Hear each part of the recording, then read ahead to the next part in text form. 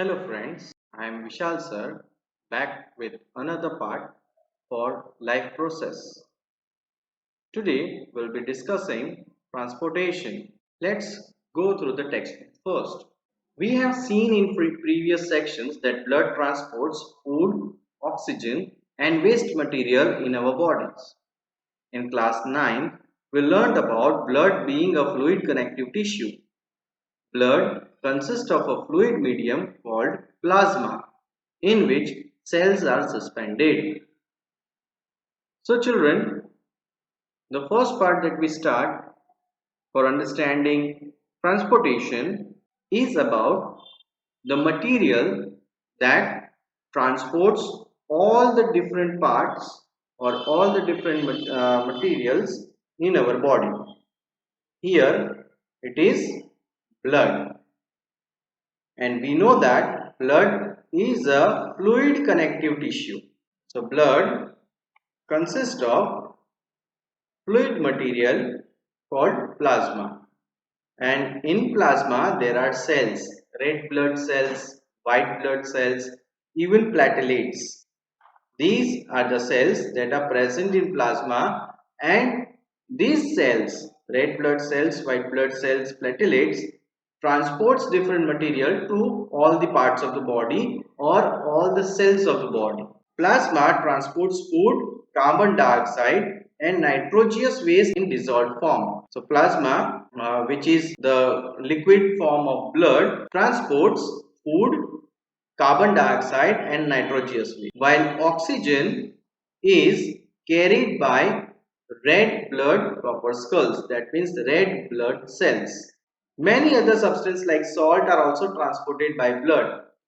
We thus need a pumping organ to push around the body, a network of tubes to reach all the tissues, and a system in place to ensure that this network can be repaired if damaged. Here on the screen you can see a diagrammatic representation of heart. The human heart consists of four chambers, the auricles and the ventricle. The upper part are called auricles. Here you can see red color and here you can see blue color. The blue color is on the right side.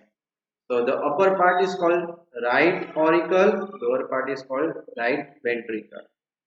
The upper part over here on the left hand side is called left auricle and the lower part is called left ventricle. Here the blue color shows veins and the red color shows arteries. Arteries consist of oxygenated blood, means the blood which contains oxygen are passed through arteries, and the veins contain deoxygenated blood. The blood from all over the body comes to heart in veins. It contains carbon dioxide. The blood contains carbon dioxide which passes through veins, and that is pushed to lungs. The lungs provide oxygen to the blood cells, and that oxygen is transported to all the parts of the body. So here you can see the label of all the parts of heart. Aorta, it carries blood to different parts of the body. This is aorta. This is pulmonary artery. It takes blood to the lungs for oxygenation. Pulmonary vein, it brings back oxygen rich blood from the lungs and pours it into left auricle. Left auricle has thinner walls. So yeah, here also you can see some differences, that left auricle has thinner walls. It pumps blood into the left ventricle. So auricle has thinner walls than ventricle. Here you can see the thickness and thinness of the walls of auricle and ventricle. The left ventricle has thicker wall. It pumps blood to the farthest part of the body through aorta. The right auricle, it gets deoxygenated, that is blood without oxygen, from all the parts of the body through veins. The blood is pumped into the right ventricle. Valves, they separate each of the chamber so that there is no mixing of the blood. They allow blood to flow only in one direction, and these valves prevent the backward flow of blood, because heart is constantly contracting and relaxing, and while it does, the contraction and relaxation, there are chances that the backward flow exists. So to prevent the backward flow of the blood, valves are present inside the heart. They are also present between the capillaries. Right ventricle, it pumps deoxygenated blood into the pulmonary artery that takes the blood to the lungs for oxygenation.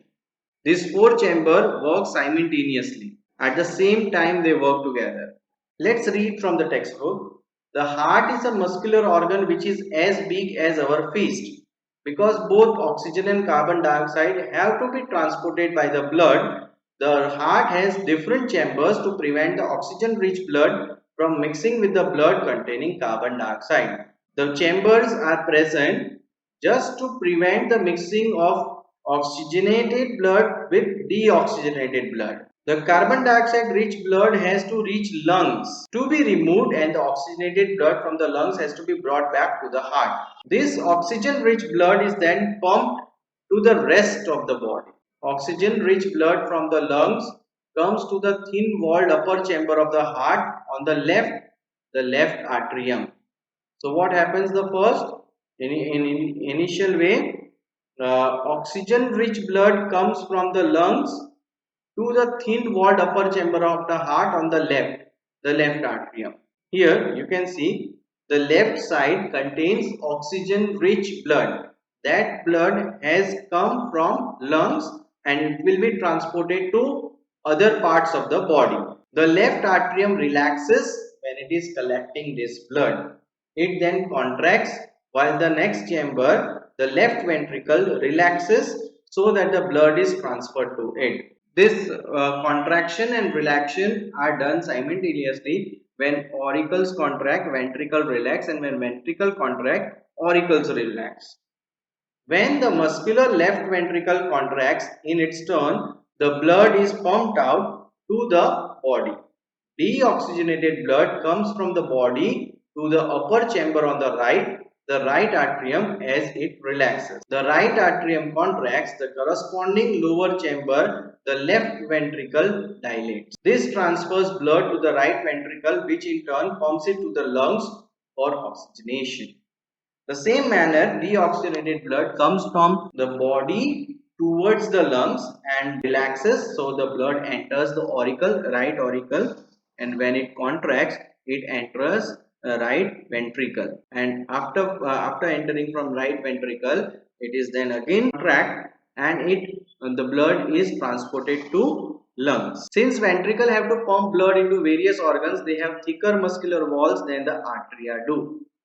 Valves ensure that blood does not flow backward when the artery or ventricles contract. Oxygen enters the blood in the lungs. Now let's see how does these things happen. Here you can see how oxygen rich blood is taken from lungs and it is transported to all the parts of the body. This part is the alveoli of the lungs, and on the alveoli of the lungs you can see capillaries, alveolar capillaries. That means the capillary situated on alveoli. The capillaries are the junction point of arteries and veins. The arteries carry oxygen rich blood and the veins carry carbon dioxide rich blood. So when and here are tissue capillaries from all the parts of the body.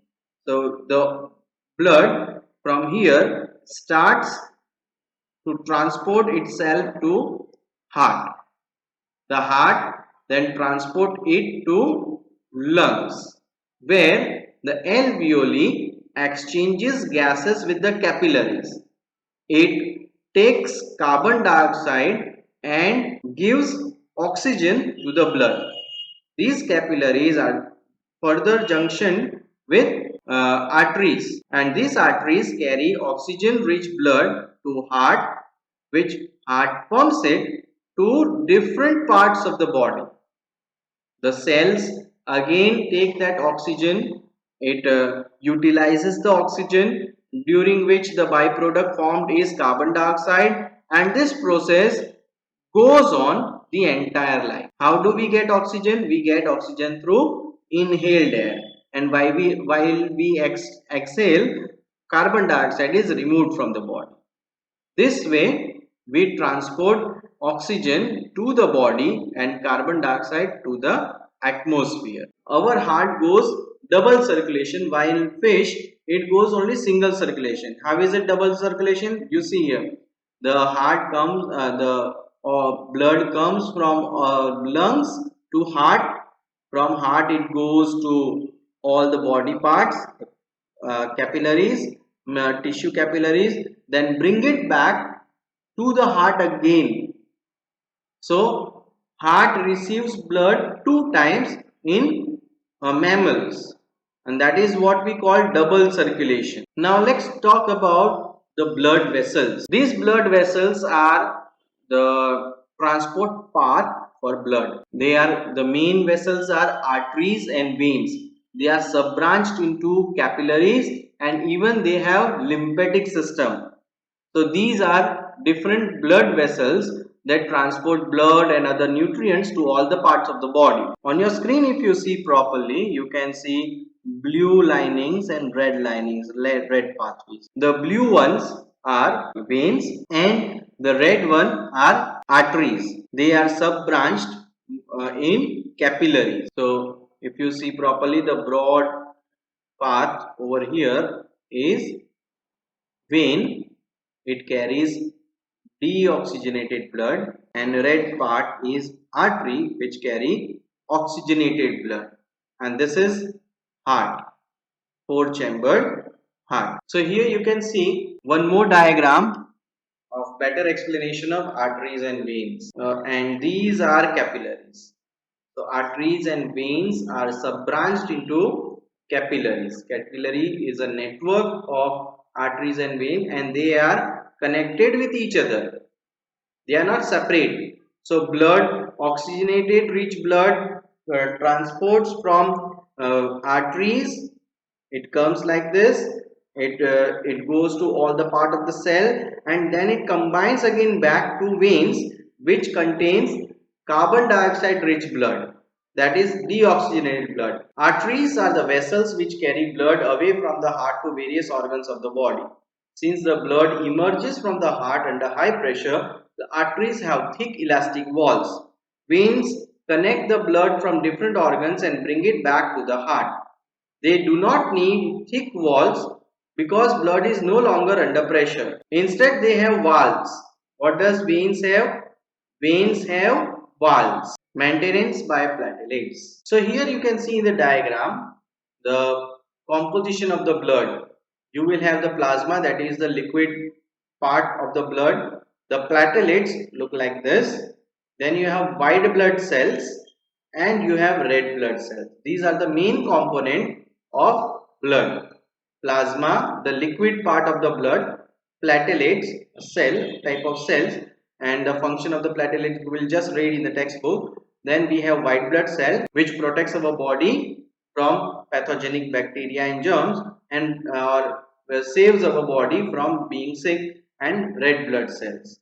And this is the blood vessel or the pathway for blood. So whenever we are hurt, the blood oozes out of our body, but that should have to be stopped. We cannot stop that. It should have to be stopped naturally. In addition, leakage would lead to a loss of pressure, which would reduce the efficiency of pumping system. To avoid this, the blood has plateletic cell which circulate around the body and plug this leak by helping to clot the blood at these points of injury. So that is the function of platelet. Now we have another system or another type of fluid called lymph. There is another type of fluid also involved in transportation. This is called lymph or tissue fluid. This is tissue fluid. Blood is a cellular fluid, liquid connective tissue. It is totally a tissue but a connective tissue, and lymph is a tissue fluid. Through the pores present in the wall of capillaries, some amount of plasma, protein and blood cells escape into intercellular space in the tissue to form the tissue fluid or lymph. It is similar to plasma of blood but colorless and contain less protein. So it is also one type of tissue. It is the same tissue that is in our blood, the plasma, but that has leaked in the other parts of the body which are not connected with that capillaries and arteries and veins. So that becomes lymph. It contains less protein than our plasma. Lymph drains into lymphatic capillaries. These lymph are also transported through capillaries, but these capillaries are different than blood capillaries. They are lymphatic capillary from the intercellular space, which join to form large lymph vessel that finally opens into larger veins. So lymphs are connected with veins. Lymph carries digested and absorbed fat from intestine and drain excess fluid from extracellular space back into the blood. Now let's study transportation in plants. As you can look in the diagram, there are two main tissues which transports minerals and water and the food produced during photosynthesis in the plants, xylem and phloem. Transport of water and food in plant is done by xylem, while the phloem carries photosynthetic carbohydrate and starch to all the parts of the body. So transportation in plants is carried out by these two main tissues, xylem and phloem. Water and mineral salts are carried by xylem, and it provides mechanical support and has lignified wall. By phloem, it manufactures food and it is transported through sieve tube and companion cell. Now, xylem is not a single tissue, it has different parts also. So there are two things that are present in xylem, vessels and trachine. The product of metabolic process, particularly photosynthesis, are moved from leaves where they are formed to other parts of the plant. This transport of soluble products of photosynthesis is called translocation. So when food is transported from leaves to all the part of the plant, it is known as translocation, and it occurs in the part of vascular tissue known as phloem. Translocation of food and other substance takes place in sieve tubes. Phloem contains sieve tubes which transports food and other substance to all the parts of the body. Our next topic is excretion. The biological process involved in the removal of this harmful metabolic waste from the body is called excretion. Which metabolic waste? Nitrogenous metabolic waste. Let's learn about excretion in human being. Excretion is a process by which waste products are removed from the body, and it is done by excretory system.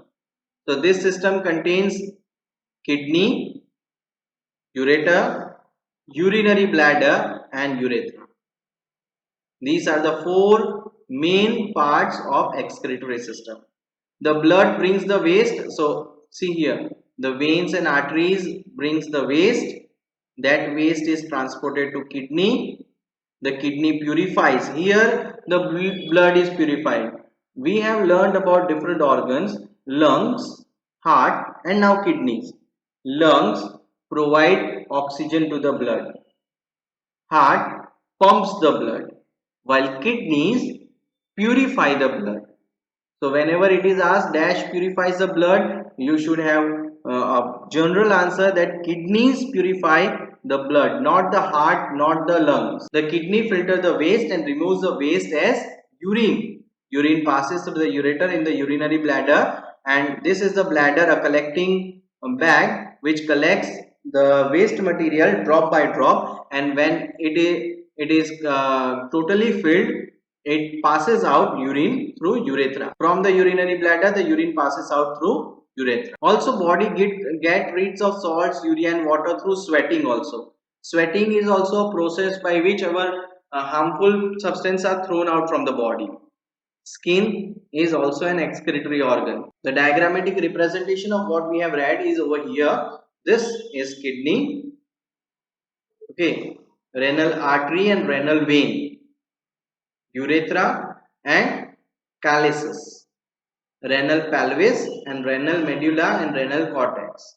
The renal artery and renal vein that brings and takes blood from kidney to the other parts of the body. These are nephrons, the purification center of kidney. You can see over here the renal artery and renal vein. This is Bowman capsules which collects the blood, and this blood is being filtered and the waste product is being transferred to this collecting duct.